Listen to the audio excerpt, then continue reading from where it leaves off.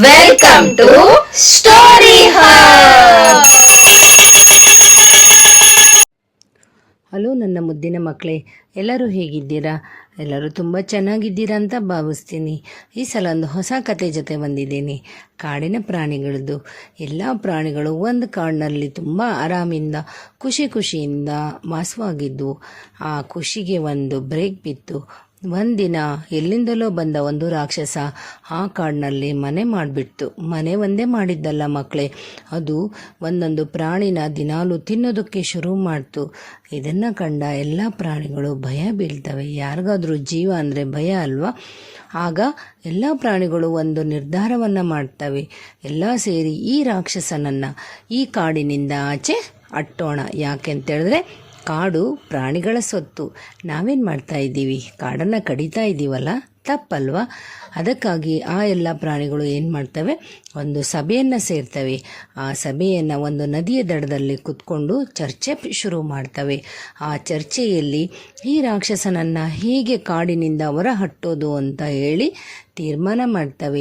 ಆಗ ಒಂದೊಂದು ಪ್ರಾಣಿಗಳು ಒಂದೊಂದು ರೀತಿಯಾದಂತಹ ಸಲಹೆಯನ್ನು ಕೊಡ್ತವೆ.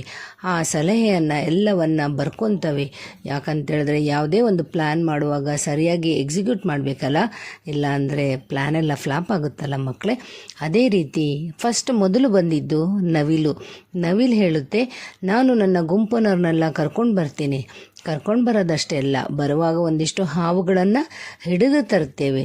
ತಂದುಬಿಟ್ಟು ಆ ರಾಕ್ಷಸನ ಮನೆಯ ಮುಂದೆ ಎಲ್ಲ ಹಾವುಗಳನ್ನು ಹಾಕಿಬಿಡ್ತೀವಿ. ಇದರಿಂದ ಏನಾಗುತ್ತೆ, ಆ ರಾಕ್ಷಸ ಹಾವುಗಳನ್ನು ನೋಡಿ ಹೆದರ್ಬಿಡ್ತಾನೆ. ಆಮೇಲೆ ಆ ಹಾವುಗಳು ಏನು ಮಾಡ್ತವೆ, ರಾಕ್ಷಸನ ಕಚ್ಚಿ ಸಾಯಿಸ್ಬಿಡ್ತವೆ. ಇದರಿಂದ ಆ ರಾಕ್ಷಸ ಹೆದರಿ ಓಡೋಗ್ಬಿಡ್ತಾನೆ ಅಂತ. ಮುಂದೆ ಬಂದದ್ದು ನರಿ ಮಕ್ಕಳೇ. ಅದು ಹೇಳುತ್ತೆ, ನಾನು ಕಾಡ್ಗಿಚ್ಚು ಅಂತ ಹೇಳಿದ್ರೆ ಆಗಾಗ ಕಾಡಿನಲ್ಲಿ ಬೆಂಕಿ ಹತ್ಕೊಳ್ಳುತ್ತೆ. ಅಲ್ಲಿಂದ ನಾನೇನು ಮಾಡ್ತೀನಿ, ಸ್ವಲ್ಪ ಬೆಂಕಿಯನ್ನು ತರ್ತೀನಿ. ತಂದುಬಿಟ್ಟು ಆ ರಾಕ್ಷಸನ ಮನೆಯ ಸುತ್ತೂರ ಬೆಂಕಿಯನ್ನು ಹಚ್ಚಿಬಿಡ್ತೀನಿ. ಇದರಿಂದ ಏನಾಗ್ತಾನೆ, ರಾಕ್ಷಸನ ಮನೆ ಸುಟ್ಟು ಹೋಗುತ್ತೆ. ಆಗ ಅವನು ಹೆದರ್ಕೊಂಡು ಓಡೋಗ್ತಾನೆ ಅಂತ. ಮತ್ತು ಸಿಂಹ, ಹುಲಿ, ಚಿರತೆ ಹೇಳ್ತವೆ, ನಾವು ಸುಮ್ಮನೆ ಇರೋದಿಲ್ಲ. ನಾವು 3 ಜನ ಅವನ ಮೇಲೆ ಒಂದೇ ಸಲ ಆಕ್ರಮಣ ಮಾಡಿಬಿಡ್ತೀವಿ. ಇದರಿಂದ ಅವನು ಭಯ ಬೀಳ್ತಾನೆ. ಅಷ್ಟೇ ಅಲ್ಲ, ನಮ್ಮ ಚೂಪಾದ ಹಲ್ಲು ಮತ್ತು ಉಗುರುಗಳಿಂದ ಅವನನ್ನು ಕಿತ್ತಿಂದು ಹಾಕ್ತೇವೆ ಅಂತ. ಆಗ ಆನೆ ಹೇಳುತ್ತೆ, ನಾನು ಸುಮ್ಮನೆ ಇರೋದಿಲ್ಲ. ನಾನೇನು ಮಾಡ್ತೀನಿ, ದೊಡ್ಡ ದೊಡ್ಡ ಮರದ ದಿಮ್ನೆಗಳನ್ನು ತಗೊಂಡು ಬಂದು ಕತ್ತರಿಸಿ ಅವನು ಮನೆಯಿಂದ ಹೊರಗೆ ಬರಲಿಲ್ದಾಗೆ ಎಲ್ಲ ಥರ ಭದ್ರಕೋಟೆ ಥರ ಮಾಡಿಬಿಡ್ತೀನಿ. ಇದರಿಂದ ರಾಕ್ಷಸ ಏನಾದರೂ ಹೊರಗೆ ಹೋಗಬೇಕು ಅಂದರೆ ಆಗೋದಿಲ್ಲ. ಅವನು ಹೊರಗೆ ಬಂದರೆ ಸುಟ್ಟು ಭಸ್ಮ ಆಗಿ ಹೋಗ್ತಾನೆ. ಹೀಗೆ ಒಂದೊಂದು ಪ್ರಾಣಿಗಳು ಒಂದೊಂದು ಸಜೆಷನನ್ನು ಕೊಡುವಾಗ ನಮ್ಮ ಪುಟಾಣಿ ಮೊಲ ಹೇಳುತ್ತೆ, ನಾನು ಸುಮ್ಮನೆ ಇರ್ತೀನಾ, ನಾನು ಒಂದು ನಗಾರಿ ತೊಗೊಂಡು ಬರ್ತೀನಿ. ತೊಗೊಂಡ್ಬಿಟ್ಟು, ನಗಾರಿ ಅಂದರೆ ಡೊಳ್ಳು, ತೊಗೊಂಡು ಬಂದು ಜೋರಾಗಿ ಶಬ್ದ ಮಾಡ್ತೀನಿ. ಎಷ್ಟು ಜೋರಾಗಂದರೆ ಅವನ ಕಿವಿಯಿಂದ ರಕ್ತ ಬಂದು ಓಡಿ ಹೋಗಬೇಕು ಅಂತ. ಹೀಗೆ ಒಂದೊಂದು ಪ್ರಾಣಿಗಳು ಒಂದೊಂದು ರೀತಿಯ ಸಲಹೆಯನ್ನು ಕೊಡ್ತವೆ. ಅದರೊಳಗೆ ಒಂದೊಂದು ತಾವೇ ಸಂತೋಷ ಬಿಡ್ತವೆ, ಸಂಗೀತವನ್ನು ಹಾಡ್ತವೆ, ಖುಷಿಯಿಂದ ಒಳ್ಳೆ ತೀರ್ಮಾನವನ್ನು ತೆಗೆದುಕೊಂಡ್ವಿ ಅಂತ ಹೇಳಿ ಸಂತೋಷ ಪಡ್ತವೆ. ಆ ಸಂಭ್ರಮದ ಆಚರಣೆಯನ್ನು ಸಹ ಮಾಡ್ತವೆ. ಈಗ ಆ ರಾಕ್ಷಸನನ್ನು ಓಡಿಸೋ ಕೆಲಸಕ್ಕೆ ಮುಂದಾಗ್ತವೆ.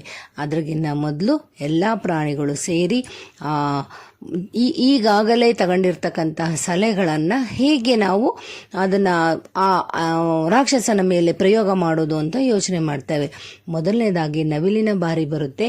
ನವಿಲೇನು ಮಾಡುತ್ತೆ, ತನ್ನ ಎಲ್ಲ ಗುಂಪಿನ ಜೊತೆ ಬರ್ತದೆ. ಬರುವಾಗ ಸುಮ್ಮನೆ ಬರೋದಿಲ್ಲ, ಅನೇಕ ಹಾವುಗಳನ್ನು ತಂದು ಅದರ ಮನೆಯ ಸುತ್ತೂರ ಹಾಕುತ್ತೆ. ಆನೆ ಏನು ಮಾಡುತ್ತೆ, ದೊಡ್ಡ ದೊಡ್ಡ ಮರದ ದಿನ್ನೆಗಳನ್ನು ಕತ್ತರಿಸಿ ಭದ್ರಕೋಟೆ ಅಥವಾ ಭದ್ರ ಗೇಟನ್ನು ಮಾಡಿ ಆ ರಾಕ್ಷಸ ಹೊರಗೆ ಬರಲಿಲ್ದಂಗೆ ನೋಡಿಕೊಳ್ಳುತ್ತೆ. ಹಾಗೆಯೇ ಆನೆ ಈ ಕೆಲಸ ಮಾಡುವಾಗ ಹೊರಗಡೆ ಸಿಂಹ, ಚಿರತೆ, ಹುಲಿ ಆ ರಾಕ್ಷಸ ಮನೆಯಿಂದ ಹೊರಗೆ ಬರೋದನ್ನು ಕಾಯ್ತಾ ಕೂತ್ಕೊಳ್ತವೆ. ಹೀಗೆ ತಮಗೆ ಕೊಟ್ಟಿರ್ತಕ್ಕಂಥ ಕೆಲಸವನ್ನು, ತಾವು ಕೊಟ್ಟಿರೋಂಥ ಸಲಹೆಯನ್ನು ಒಂದೊಂದು ಪ್ರಾಣಿಗಳು ಶುರು ಮಾಡ್ತವೆ. ಅಷ್ಟರಲ್ಲಿ ನಮ್ಮ ಮೊಲ ಏನು ಮಾಡುತ್ತೆ, ತನಗಿಂತ ದೊಡ್ಡದಾದ ಗಾತ್ರದಲ್ಲಿರುವಂಥ ಒಂದು ನಗಾರಿಯನ್ನು ತೆಗೆದುಕೊಂಡು ಬಂದು ಜೋರಾಗಿ ಬಾರ್ಸೋಕ್ಕೆ ಶುರು ಮಾಡುತ್ತೆ, ಆಕಾಶದಿಂದ ಕೆಳಗೆ ಮೇಲೆ. ಅಷ್ಟರಲ್ಲಿ ನಮ್ಮ ನರಿ ಏನು ಮಾಡಿಬಿಡುತ್ತೆ, ಅದರ ಮನೆಯ ಸುತ್ತರ ಒಂದು ಬೆಂಕಿಯನ್ನು ಹಚ್ಚಿಬಿಡ್ತದೆ ಮಕ್ಕಳೇ. ನೋಡಿ, ಆ ರಾಕ್ಷಸನನ್ನು ಓಡಿಸೋದಕ್ಕೆ ಏನೆಲ್ಲವೂ ತಯಾರಿ ಮಾಡ್ಕೊತವೆ. ಈ ಎಲ್ಲವೂ ಒಂದೇ ರೀತಿ ಆಗುವಾಗ ಆ ರಾಕ್ಷಸ ಮನೆಯಿಂದ ಹೊರಗೆ ಬರ್ತಾನೆ. ಹೊರಗೆ ಬಂದ ತಕ್ಷಣ ಹಾವನ್ನು ಕಚ್ಚಿಸ್ಕೊತಾನೆ. ಅಷ್ಟರಲ್ಲಿ ಹುಲಿ, ಸಿಂಹ, ಚಿರತೆ ಅಟ್ಯಾಕ್ ಮಾಡ್ತವೆ. ಬೆಂಕಿನಲ್ಲಿ ಸಿಕ್ಕಾಕೊಂಡು ಬಿಡ್ತದೆ. ಆ ಡೊಳ್ಳು ಶಬ್ದ ಆ ರಾಕ್ಷಸನ ಕಿವಿಯ ರಕ್ತ ಬರೋದಕ್ಕೆ ಶುರುವಾಗುತ್ತೆ. ಸೊ ಹೀಗೆ ಒಂದೊಂದು ಪ್ರಾಣಿಗಳ ಒಂದೊಂದು ಕಾಟವನ್ನು ಸಹ ಅದು ತಡಿಲಾರದೆ ರಾಕ್ಷಸ ಏನು ಮಾಡ್ತಾನೆ, ನಾನು ಇಲ್ಲಿರುವುದು ಸೂಕ್ತ ಅಲ್ಲ, ನಾನೇನು ಮಾಡಬೇಕು, ಈ ಕಾಡನ್ನು ಬಿಟ್ಟು ಹೋಗಬೇಕು ಅಂತ ಹೇಳಿ ಅದು ತೀರ್ಮಾನವನ್ನು ತಗೊಳ್ಳುತ್ತೆ. ಯಾವಾಗ ತೀರ್ಮಾನವನ್ನು ತಗೊಳ್ಳುತ್ತೋ ಅದು ಈ ಕಾಡಿನಿಂದ ಹೊರ ಹೋಗೋದಕ್ಕೆ ಪ್ರಯತ್ನ ಪಡುತ್ತೆ. ಇದನ್ನು ಎಲ್ಲ ಪ್ರಾಣಿಗಳು ಅಲ್ಲೇ ನಿಂತ್ಕೊಂಡು ನೋಡ್ತಾ ಇದ್ದಾವೆ. ಆ ರಾಕ್ಷಸ ಏನು ಮಾಡ್ದ, ಕಾಡಿನಿಂದ ಹೋದ. ನೋಡಿದ್ರಲ್ಲ ಮಕ್ಕಳೇ, ಈ ಕತೆ ನೀತಿ ಏನಂದರೆ, ಒಗ್ಗಟ್ಟಿನಲ್ಲಿ ಬಲ ಇದೆ. ನಮಗೆ ಯಾರಾದರೂ ತೊಂದರೆ ಮಾಡ್ತಾ ಇದ್ದಾರೆ ಅಂತ ತಿಳಿದಾಗ ನಾವು ಒಬ್ಬರೇ ಎದುರಿಸಬಾರ್ದು, ಅಕ್ಕಪಕ್ಕದವ್ರನ್ನ ಕರ್ಕೊಂಡು ಎದುರಿಸಿದರೆ ಕೆಲಸ ಸುಲಭ ಆಗುತ್ತೆ.